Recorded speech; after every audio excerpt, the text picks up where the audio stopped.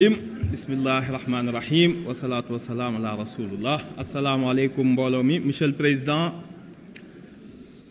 mesdames, messieurs les membres du gouvernement, monsieur le ministre de la justice, monsieur le ministre de l'emploi, chers collègues, honorables députés, distingués invités. Président, ñu ngi commencer par ci weeru koor bi ñu génn baalu àq ñëpp di baalu àq ñëpp di ñaan yàlla nangul ñu sunuy jaamu yàlla sotti ci réew mi jàmm ak xéewal jàppale le président Bassirou Diomaye, le premier ministre Ousmane Sonko et leur gouvernement yàlla may leen succès ci mission bi. mbooloo mi ñu ngi am mbégte mu rëy ak humilité bu rëy aussi di porter loi d'interprétation bi sur la loi d'amnistie bi ñu fi voté woon en 2024. damay am d'abord une pensée di ñaanal maître Khoureychi Ba comme niñ ko fi waxe woon mu nekkoon nit ku baax bokk ci pool d'avocats yi nga xam ni bi réew mi jaxasoowee dañoo jëlal par peuple bi ak ñi nga xam ni ñooy les plus démunis mu nekkoon ci ku ñu ràññee ñu ñaan yàlla jéggal ko xare ko àjjana. ñu ngi profiter de l'occasion pour nuyu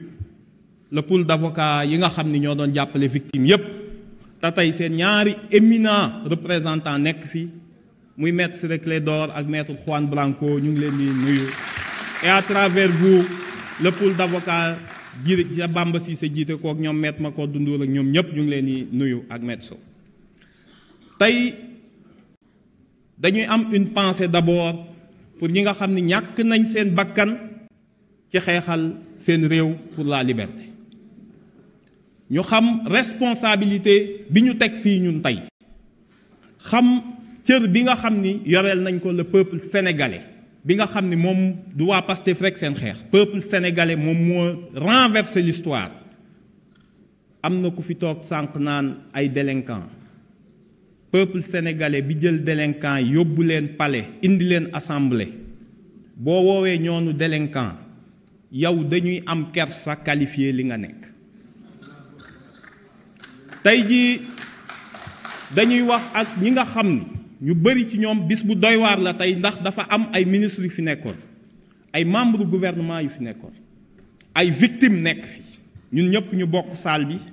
te ñoom ñu ngi seen jàmm di wax loolu di wane grandeur ak sacrifice bi ñi nga xam ni ñoo doon xeexal réew mi di témoigner te may wax yéen ñi nga xam ni yéenay victimes yi te ñu bari ci yéen nekk ci kaw toog fi dama bëgg ngeen xam ni ñaari mbir am ngeen ko te dootul dañ te boo gisee ñu mën a toog ak ñii te dóoruñu leen gaañuñu leen malgré li ñu def c'est parce que mérité wu ñu suñu colère il le mérite même pas. parce que ñun ku yàlla di xeexal da ngay moytu di fayontoog melentaan da nga koy moytu parce que ñun dañoo nekkoon ci situation bu xaw a jafe peuple sénégalais ay grand homme politique nekkoon nañ fi mener ay combat peuple bi yóbbu leen pouvoir ñun suñu situation le peuple nous a porté le peuple Babacar Ndiaye honorable wax na ko moo amnistie lu raw amnistie la defal ndax ki ngeen woowee terroriste woowee ko force occulte mu jël ko teg ko ci palais bi ni moom laa wóolu ci Sénégal loolu doy na pour désaveu. leneen li nga xam ni moo ci nekk te moo tax waruñu topp ñii fii tooguñu fi pour fayantoo tey ñun yàlla dafa def te yéen laay waxal yéen ñi nga xam ni vous êtes les victimes les combattants de la liberté am na loo xam ni am ngeen ko te xaalis du ko jënd te dara du ko jënd quand les livres d'histoire dañ koy bind ci Sénégal ñii li leen dal bu ngeen ko xamoon da ngeen leen di ñaanal yërëm leen du ngeen fayantoog ñoom. parce que fii ak 10 15 20 30 ans quand on parlera de l'histoire du Sénégal ku ne ci ñun sa doom ak sa sët dina dem école jàng événement yi ni la papa wala maam ban camp nga bokkoon bi sénégalais di xeex seen liberté te jàpp naa ni ku ne di nga fier bis boobu ni maa ngi woon ci camp ñi doon xeexal peuple bi am na ñoo xam ne dinañ rus a wax bokk nañ ci camp APR wala Benno Bokk Yaakaar moo tax ma ni la ñii jar ñoo fayantoo lan moo xew ba indi loi bi 2011 dégg naa li ngeen fi wax yéen amnistie dalee na dal avant amnistie bi parce que ay yéen ñëpp ñi fi nekkoon ministre Benno Bokk Yaakaar yéen ñëpp autant que vous êtes ñi fi nekkoon ay député def naa 5 législatures 10 xam nga lu leen fi teg 2011 le peuple sénégalais s'est battu mu am 14 morts ñu taal ay kër taal ay bus dàq fi benn ministre boo xam ni dañ ko bëggoon lyncher publiquement moo tax yéen ñëpp ngeen nekkoon fi ay ministre ak ay député Thierno Alassane Sall Aïssata Tall Sall ay nit ñoo xeex ñu rey leen dëkk bi tàkk ngeen leen di woowee des héros et des libertés tey ngeen bokk kambee bëgg nit ñi ay délinquants lañ ay terroristes respecté leen ñiy xeex pour leur liberté parce que liberté boobu ñooñu faatu woon moo tax ngeen toog fii da ngeen gaaw fàtte fii ngeen toog assemblée vous avez donné 10 millions à chaque victime Maître Sidiki Kaba vous n'avez pas de mémoire parce que da ngeen a gaaw a am amnésie vous avez donné 10 millions pour chaque victime tey ngeen ni même victime yi amuñu droit à une indemnisation te fii ngeen toog jox leen 10 millions damay ñëw ni la événement yi xew laa bëgg a ñëw rapidement pour ñu comprendre. Sénégal honorable s'il vous plaît monsieur Diaw mag warul wax yenn yi buñ la tontoon say doom lan la ñuy xalaat noppil ngir yàlla bàyyi nit ñi ñu liggéey bàyyil perturbé bi arrêtez quand même. damay ñëw wax ce qui s'est passé réellement ba indi loi d'amnistie bi parce que rappeler le contexte dafa baax bu ñu nekkee ak yéen bi ngeen jiiñee benn homme politique dans la tradition bi ngeen am di éliminer ngeen am lu ngeen ko jiiñ tuumaal ko l'histoire donnera raison à qui que dossier ba taxoon ngeen ni sonal nit ñi faat bakkan yi fan la mujj ci corruption de la jeunesse yéen a ko disqualifier seen bopp ci koo xam ni teewul donc jaru ko woon. Dès le lendemain, le ministre de l'Intérieur Antoine Diome daal ni ñi doon xeex dafa am ay forces occultes yu leen infiltré identifié daal ni day dénoncer des actes de nature terroriste foofu ngeen commencé seen rhétorique bi leen permettre après état d'exception bi ngeen am ak le permis de tuer fan ngeen ko jëlee ngeen bind benn mémorandum bi ngeen bind sur les événements de mars yéen a ngi ko publié avril muy document 24 pages boo xam ni kan moo ko c'est un document officiel du gouvernement sénégalais parce que c'est l'unité d'impression de la présidence moo yore copyright bi donc document officiel ngeen wax ci ñaari mbir bi Antoine Diome ne dafa am ay forces occultes le 4 avril les forces de défense et sécurité weddi ko ci ngeen commencé abandonner FDS ndax dans ce document à la page 6 et 7 li ngeen ci wax lu leer la da ngeen ni musu leen jox ordre kenn mu tirer sur les manifestants fa ngeen njëkkee commencé seetal seen bopp à la page 6 dem leen ci à la page 7 de ce document ngeen ni yéen de da ngeen ni mettre en place une commission d'enquête ana commission d'enquête ba c'était en 2021 ñu passé 2021 on arrive aux événements de juin 2023 foofu am solo parce que c'est un tournant aussi ñu def conférence gouvernement premier ministre Amadou Ba jiite ko Ismaïla Madior Fall toog ministre de la justice ministre de la défense nekk fa Abdou Karim Fofana nekk fa et le ministre de l'intérieur Abdou Karim Fofana ni les nervis c'est des gens qui voulaient défendre leur quartier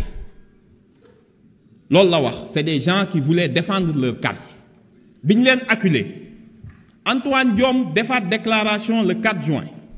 daal ni waxoon naa y avait des forces occultes et des nervis ci dëkk bi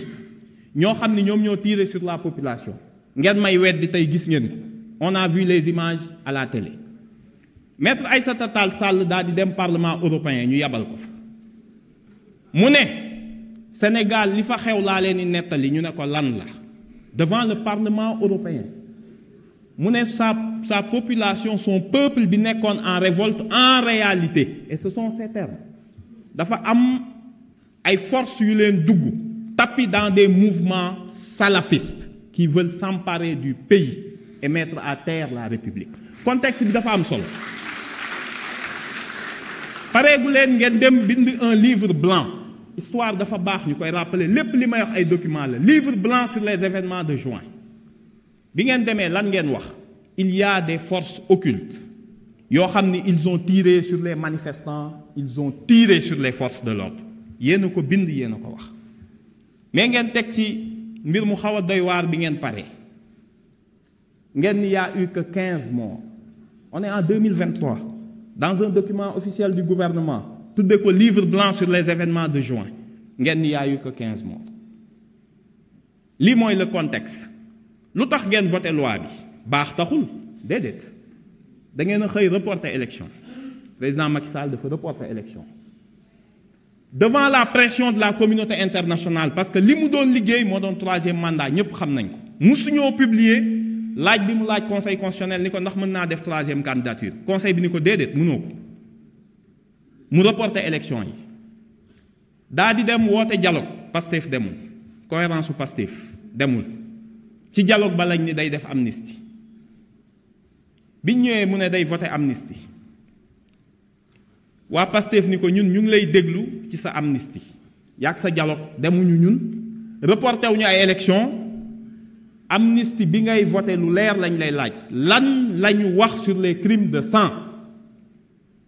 parce que au début li mu ci bëggoon def c'était d'abord les crimes économiques gars yi ni leen Covid bi du ci bokk de moo tax ngeen bind loi bu bon dinaa ci ñëw tuuti may rappeler contexte bi ba pare donc bi ngeen ñëwee ngeen xam ni reporter élection foog ngeen teg dara ci table bi il fallait des mesures d'apaisement loolu moo tax te lu tax mu teg amnistie bi en attendant la décision du conseil constitutionnel parce que li mu bëggoon mooy te voteel ngeen ko mu toogaat 1 an ba le 15 décembre 2024 bu toogoon ba 15 décembre 2024 ci la doon permettre mu gagner 1 an de présidence mën a préparer la relève te bu boobaa lum ñu diggoon dinañu nax lii mooy contexte bi saraxuñ leen ñaanuñu leen santuñu leen bi ngeen ko indee question bi ñu leen posé commission moom lañ leen posé fii en plénière est-ce que les crimes de sang ci lañ bokk du haut de quelle autorité xamuñu ko madame la ministre mii fi teewoon dem commission ni acte de torture bokkul ci loi bi ñëpp dégg ko c'est dans le rapport de la commission c'est un élément factuel yàlla ci baaxam indi lu tax problème interprétation am ndax coow li yàgg naa bëri mu dem 7TV bërki Dembo Njaay ku mu neex nga dem seetaan mu ne les actes de torture li ma waxoon du dañ elle est constante dans ça acte de torture yi bokkul ci loi bi waaye ñi ñu rey ak ñi ñu faat ci la bokk aveu weesuwul loolu ñu ne ko defal ndànk yow devant un juge lan moo indi interprétation te abrogé wuñu mais benn juge mënu la xam ni ngeen tëggee loi bi lan moo ci bokk ak lan moo ci bokkul ndax yéen ni ngeen bindee loi d'amnistie bi baaxul amnistie loi bi juróomi article ngeen ci sànni fàtte ngeen sax ku bëgg am na koo xam ne sañ naa wax bëgguma amnistie loolu la ñuy wax le droit à une révision bu la neexee nga ni bëgguma amnistie man j'étais innocent ñu ubbiwaat sa procès da ngeen koo fàtte ci texte yi ñun waxuñoo ak yéen en réalité on parle avec le conseil constitutionnel parce que dégg naa ñu bëri ñu ne da ngeen waroon saisir conseil constitutionnel ngeen laaj lu ñuy laaj conseil constitutionnel da ngeen a fàtte ni conseil constitutionnel wax na ci amnistie avec la loi Ezzan mais du ngeen lire texte yi ñu bind du ngeen lire décision yi du ngeen lire sax texte yi nga xam ne yéen a ko produiral seen bopp conseil constitutionnel dafa ne gouvernement législateur am na droit un pouvoir illimité xool ban crime lay dugal ci amnistie lu ko neex la ciy def loolu la wax en 2005 ñu ne ko ah bon mu ne waaw am na droit def ci lépp waaye nag waroo leen a fàtte le droit des victimes ndax amnistie lu mu effacé je parle sous le contrôle de monsieur le procureur monsieur le ministre de la justice infraction pénale mais pas action en réparation civile bokk ci donc loolu yëpp da ngeen koo fàtte ci texte bi bindal ngeen ñu benn texte boo xam ne lii ngeen ci bind ngeen ni mars 2021 ba février 2024 lépp loo xam ne xew na fi ñu mën ko qualifier de crime wala de délit wala de crime mooy lu ñu la mën a tëj fukki at ak lu ëpp ak lu ñu la mën a tëj ba fukki at ñu ne loolu lépp amnistie nañ ko mooy article 1 ñu ne waaw mais boo nee lépp mën nañ ko amnistier quand ça se rapporte à des manifestations wala mu am motivation politique loolu day impliquer les crimes de sang même si nee nañ tey xamuñu lan mooy crime de sang mais ñëpp xam nañ ko liñ ci jublu ñu ne loolu leerul ñun la taxoon ñu voté wuñu loi bi ci la ñuy dellu si waat ñu ne ñu non mënoon ngeen ko abroger lu tax abroger woo leen mais abrogation c'est un terme juridique boo xam ni bañ koy wax voté guñ loi bi mais boo demee ba voté ko mu am ay effet monsieur le ministre de la justice xam na lan la ñuy defee amnistie da ngeen defoon ni dañ bëgg a protéger suñu bopp képp koo xam ni avant amnistie bi moo tax nga génn kaso kenn mënatu laa delloo kaso parce que bu ñu amnistier le procureur day def réquisition au juge d'instruction ne ko jëlal une ordonnance de non-lieu bu jëlee ordonnance de non-lieu kenn mënatul ubbi loolu donc ñun mucc nañ ba pare bu doon dañoo bëgg a mucc ku peuple bi def lu mag amnistie lan ngay doyee amnistie bay làqatu dinañ leen wax lu tax ñu ubbi ko ku mel ni Pape Abdoulaye Touré dafa am ay actions yu ubbeeku woon suñu bàyyee abroger l'abrogation n'a pas d'effet rétroactif dégg naa ko fii wax bu dul loi pénale plus douce nan ngay waxee benn règle day rétroactif mënul nekk ñu ne leen amul kenn koo xam ne dinañ bàyyi mu mucc ci action yi ñu ubbi ñi ñu faat am na des actions qui avaient été ouvertes ñu ne loolu yëpp ça pose des problèmes juridiques mais plus grave encore te looloo taxoon ñu rejeter la proposition bi nga xam ni l'honorable député Thierno Alassane Sall dafa bëggoon a def un peu du chapardage politique parce que loolu c'est de la piraterie parlementaire nga xam ni ñun dañuy bëgg dara nga ni xaaral ma jéem leen ci jiitu te amoo les moyens xam nga lu mu bëgg bu ñu abrogé da nga koy laaj les gens de la société civile yi wax bind loi ni nañ abrogé yomb na mais da ngay wax conséquences yi lan la pour le juge soo abrogé bu ñu xëyee suba procureur ci ban pouvoir lay fondé wu pour ne les 2000 yi nekkoon ci kaso bi na leen gendarmerie ak police rëbb ci dëkk bi ñu delloo leen dañ leen delloo ci kaso yi génne ñi nga xam ni ñooy agresseurs yi ak ñooy criminels yi fa nekk boo nee da ngay abrogé il faut nga wax les conséquences pratiques ñi nga xam ni dañ leen condamné woon yàlla def amuñu temps def appel parce que ñoom bi ngeen yéen da ngeen doon raaf ku ngeen jàpp bu ñu koy jugé bu tëddee 3 mois ngeen condamné 3 mois bu defee tëddee 6 mois ngeen condamné 6 mois pour mucc mais kooku il avait 1 mois pour faire appel boo abrogé droit d'appel am boobu day dellu si waat après 1 an lan la ci teg fii wax est-ce que da nga ko préciser est-ce que yéen xam ngeen ko en droit ngeen defoon ni ñun lii ñuy def ragal a tax lu ñuy ragal voilà ce qui s'est passé looloo tax abrogé wu ñu ne crime de sang yi ñu ko def du ñu mucc démb du ñu mucc suba loolu lu ñu koy defee on interprète lan mooy interpréter mooy nga jël ab loi ni du ma ci yokk du ma wàññi ginnaaw loi bi ni ñu ko bindee leerul te ministre de la justice dafa créer benn hiérarchie boo xam ne nekkul ci texte bi moo ko def te moom du juge mu ne acte de torture ci la bokk mais meurtre ak assassinat bokk ci ñu ne ko foo ko teg te boo demee constitution article 7 droit à la vie moo jiitu torture mais ki ñu rey torturer ko nan ngay choisir danga naan ko ah dee nga torturer nañ la comme que torture dugg na dee bi day tëb da nga affaire bi du supermarché c'est pas à la carte c'est pas à la carte du yow yaay choisir droit à la vie elle est sacrée article 7 dafa ni droit à la vie la personne l'intégrité physique inviolabilité de la personne après la soog a ñëw ni bu kenn laal intégrité physique am bu ko kenn mutiler donc avant torture droit à la vie moo jiitu droit à la liberté moo jiitu donc yow mënoo établir la hiérarchie léegi ku saisir tribunal boo ñëwee tribunal juge bi danaan bi nekk Bignona ñu ne lu tax ngay interpréter te juge waxaguñ juge Bignona su gisee texte bi danaan man xaw ma lan moo bokk ci amnistie bi lan moo ci bokkul ah man de jàpp naa amnistie am na tëj juge Thiès bi ni déedéet man jàpp naa amnistie amul ci cas bi ubbi mu am dissonance jurisprudentielle gën a compliqué ñu ne avant justice di ci prononcé wu kaa ñu leeral Sénégal dafa ratifier ay convention internationale convention contre la torture déclaration universelle des droits de l'homme nga xam ni ci constitution bi la nekk charte africaine des droits de l'homme suñu préambule la nekk pacte international des droits civils et politiques loolu lépp consacré liñ la wax ni ay droits fondamentaux de la personne la muy le droit à la vie le droit à la liberté le droit de ne pas subir de traitement inhumain dégradant ak l'interdiction de la torture ñu ne loolu ay normes de jus cogens la lu muy tekki mooy ay normes impératives maanaam même bu dee ay état dañoo dajale ci traité bëgg ci déroger droit international nee na mënul ne li ngeen déroger c'est nul waxuma la ak nag nga bëgg ko jaarale par une loi ñu ne CEDEAO Cour européenne des droits de l'homme Cour interaméricaine des droits de l'homme ñoom ñëpp dañoo dajaloo maase daal ni désormais amnistie mënatul concerner les atteintes aux droits fondamentaux de l'homme réew moo xam ni dangaa jël amnistie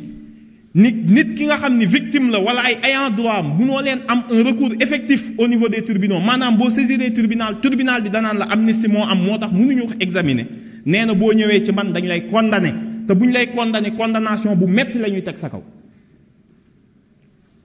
tey jii bis bu ñu bàyyi woon seen abrogation bi am wala ñu bàyyi amnistie bi jàll ñi nga xam ni dañoo faat seeni doom bis bu ñu demee CEDEAO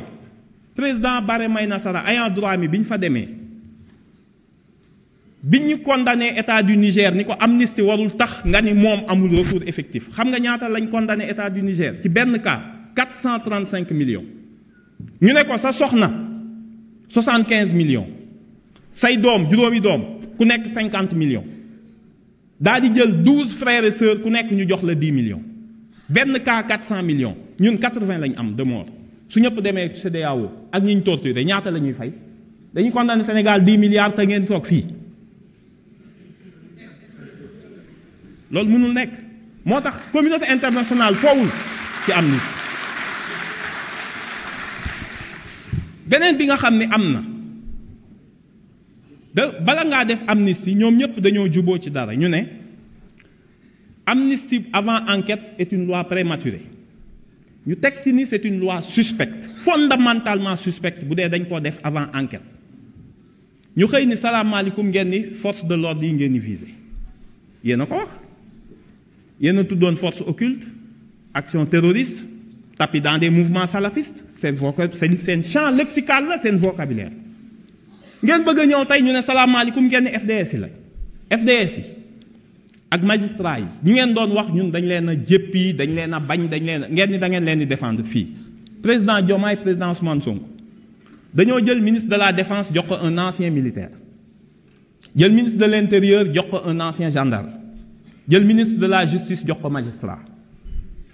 jàpp naa ni ku mën a défendre FDS yi ba gën a crédible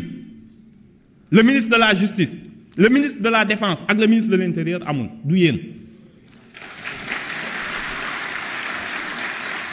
ñun ñoo jox cër force de l'ordre dafa fekk bu ñu nee magistrat yi am nañu dëng ministre de la justice taxul ñu koy wax du moom la ñuy waxal donc bu leen nax seen bopp du yéene leen défendre ñii lu bëgg a dal ci seen anciens ñi ñu daan nekk ñoom jàpp naa ils sont mieux ils sont plus aptes à les défendre li nga xam ne moo fi nekk monsieur le ministre de la justice loi bi dañ koy voter parce que buñ ko voté wul on aura la censure des tribunaux internationaux lii moo ko indi interprétation bi bu amul Sénégal du jóg ci dem CEDEAO du jóg ci dem instance Nations Unies te yéen du leen muccal yéen ñi def torture xanaa xamu leen yaa une compétence universelle képp koo xam ni da ngaa torturer dëkk boo dem mën nañ la faatoo donc yéen du ngeen mucc fii bu ngeen muccee fii du ngeen mucc fële même bu ngeen dawee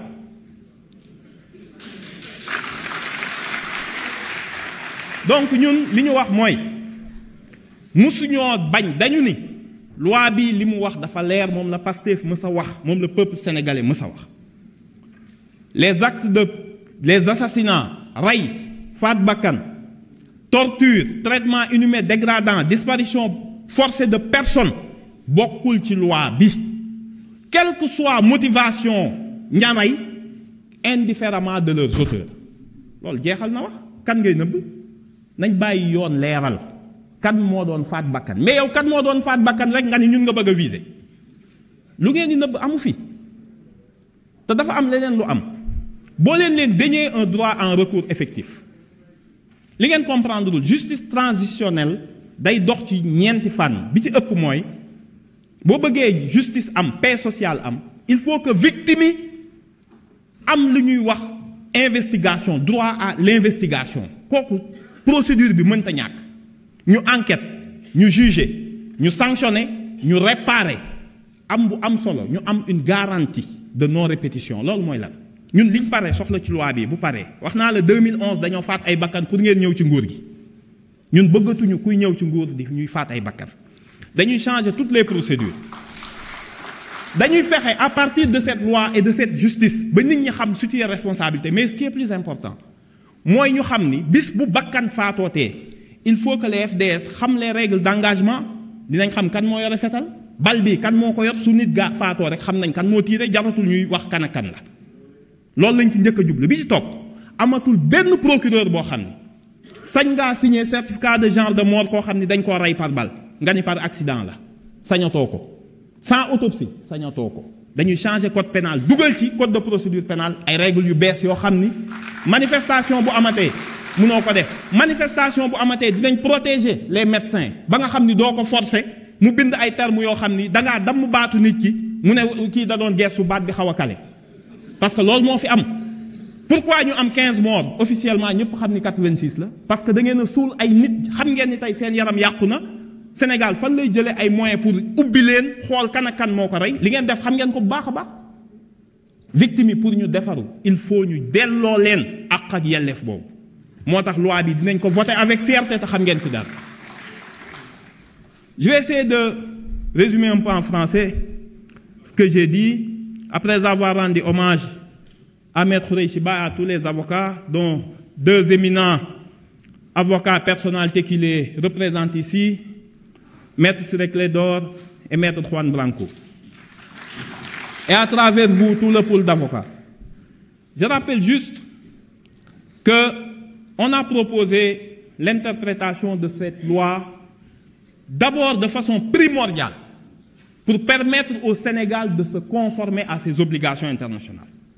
Vous savez, on peut saisir le Conseil constitutionnel pour demande d'avis. Le Conseil constitutionnel l'a dit et répété, même dans la loi ESAN. Il n'est pas compétent pour apprécier la conventionnalité. C'est-à-dire qu'il ne peut pas apprécier la conformité d'une loi à un traité international, à une convention internationale comme le cas de la torture. Si vous déférez cette loi, vous demandez au Conseil constitutionnel est-ce que la loi d'amnistie est conforme à la Convention contre la torture, qui est une norme de droit international. Il vous dira je suis incompétent. La loi organique sur le Conseil constitutionnel me donne seulement la compétence pour apprécier la conformité d'une loi à la Constitution, mais pas la conformité d'une loi à un engagement international. C'est par ma connaissance que vous dites qu'il faut demander l'avis du Conseil constitutionnel. Ce but de ce texte interprétatif n'est ni d'ajouter quoi que ce soit, n'est pas de désigner des responsables, mais de préciser le champ d'application de la loi d'amnistie pour permettre aux juges d'avoir une jurisprudence uniforme. Chaque infraction, chaque acte, chaque fait constitutif de violation des droits de l'homme porte sa propre motivation. S'il y a un assassinat, le juge est obligé d'ouvrir et de rouvrir le dossier. S'il s'agit d'autres cas, il sait que ça ne fait pas partie. Donc, personne n'est visé. Chaque infraction porte sa propre motivation. Ce n'est pas l'auteur de l'infraction qui vient en bandoulière dire au juge « Moi, j'ai tué, j'avais une motivation politique ». Que nenni, ça ne se passe jamais comme ça. S'il y a un mort, c'est que ce n'est pas lié aux manifestations. Vous pouvez proclamer en avoir eu la motivation. Vous pouvez établir un lien qu'il y avait un rapport imminent, direct et immédiat avec les manifestations. Ça ne vous sauvera pas des poursuites. L'autre élément qu'on a oublié dans la loi d'amnistie, qui est le droit à réparation. Toute loi d'amnistie qui n'a pas prévu de droit à réparation est présumée nulle et non avenue ab initio, vous le savez mieux que nous. Nous, on a juste rappelé le principe. Donc, on n'a rien modifié. Qu'est-ce qu'on a modifié dans le champ de la loi? La loi avait un spectre extrêmement large, couvrant toutes les infractions de nature correctionnelle ou criminelle, dès lors qu'ils se rapportent à des manifestations ou peuvent avoir une motivation politique. Ça ouvre la voie, comme on dit, ça ouvre les portes à toutes les fenêtres. Bien sûr, n'importe qui pouvait se prévaloir, les nervis pouvaient se prévaloir de ces dispositions. On a dit, pour que le Sénégal ne soit pas condamné, devant les instances internationales, il faut que la loi soit conforme aux traités qu'on a librement souscrits et qui ont une valeur supérieure aux lois. Les crimes de sang, les meurtres, les assassinats, les cas de torture, les traitements inhumains dégradants ne font pas partie de la loi d'amnistie. Et à partir de ce moment, tout juge a les armes juridiques pour pouvoir dire, de prime abord, dès lors qu'on lui présente une infraction, Dès lors qu'une victime se présente devant lui, si le cas qui lui est soumis relève de l'amnistie ou pas. Voilà ce qu'on a voulu établir. On fera le pardon après, mais l'obligation de non-répétition nous oblige à cette loi d'interprétation. Merci. Merci beaucoup, honorable.